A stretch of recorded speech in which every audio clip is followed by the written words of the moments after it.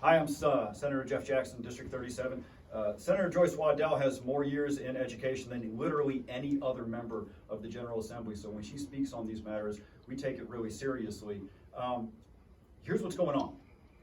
North Carolina teachers are paid much less than the national average, about $8,000 less than the national average. That's hurting our ability to recruit teachers, and it means that we have more teachers leaving North Carolina to teach in other states. As legislators, we hear these stories all the time. Teachers saying that they love North Carolina, they love their students here, but they're getting a better offer from the state that borders ours.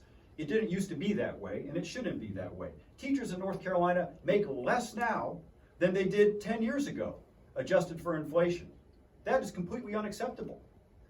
We have fewer teachers in North Carolina than we did 10 years ago, despite the fact that we have far more students. It's not a coincidence that teachers are paid less now than they were 10 years ago, and we have fewer teachers. We have fewer teachers enrolling in schools of education that produce teachers. Enrollment is down 25% across the board in all of our schools of education. We have to get back to at least the national average in teacher pay if we're going to stop the bleeding. And there's only one way to do that. The governor has put us on a path to get back to the national average in teacher pay.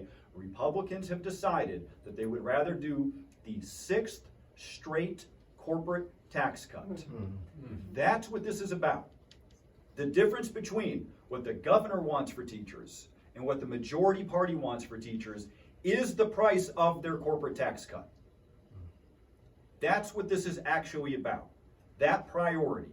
They're saying the corporate tax cut is more important. We are saying getting teachers what they deserve is more important. Taking a big step back to the national average in teacher pay is more important. And that's what this whole fight is about. In North Carolina, you cannot have both. You cannot have your 6th straight corporate tax cut and get back to the national average in teacher pay. You have to choose. The majority party has chosen the 6th straight corporate tax cut. We have chosen doing right by our teachers, and we're going to stand by that. Yes. We are willing to negotiate. We are willing to compromise. The majority party, however, has not had to negotiate or compromise over a budget anytime this decade, and they are terrible at it. They are doing everything they can, running literally every play in the book to keep from having to sit down and have a serious conversation about what we need to do for our teachers. We are waiting for a serious conversation. We know we're not going to get everything that we want. That's not how legislation works. But a serious conversation has yet to be had about how we can balance our interests and make sure we do right by our teachers. We're waiting. We're waiting by the phone. I will be followed by, is Justin? I think so. Justin Parman. Hi, I'm Justin Parmenter. I've been a teacher in Charlotte-Mecklenburg schools for almost 20 years now, and a proud member of Charlotte-Mecklenburg Association of Educators. I'm here because I think that our legislature can do a lot better.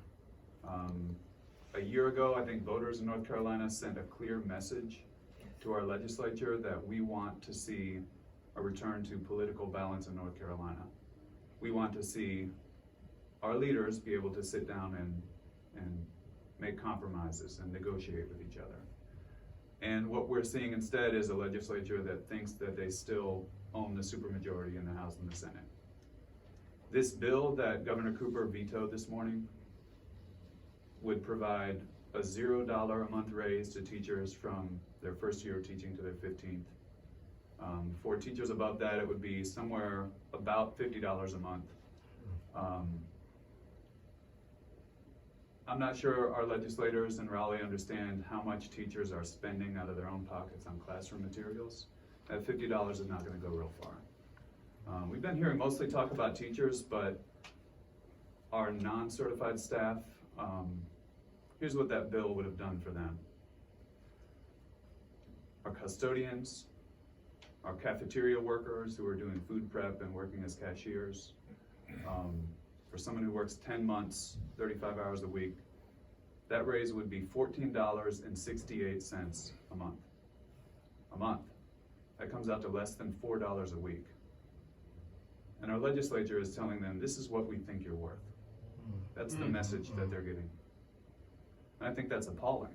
Yes. And at the same time that they're sending that message, they're trying to pass another tax cut, $290 million a year, money that is sorely needed in our public schools. And And I think what the governor is doing with this veto is saying that those priorities, the priorities are backwards. And I think teachers in North Carolina feel that they are too.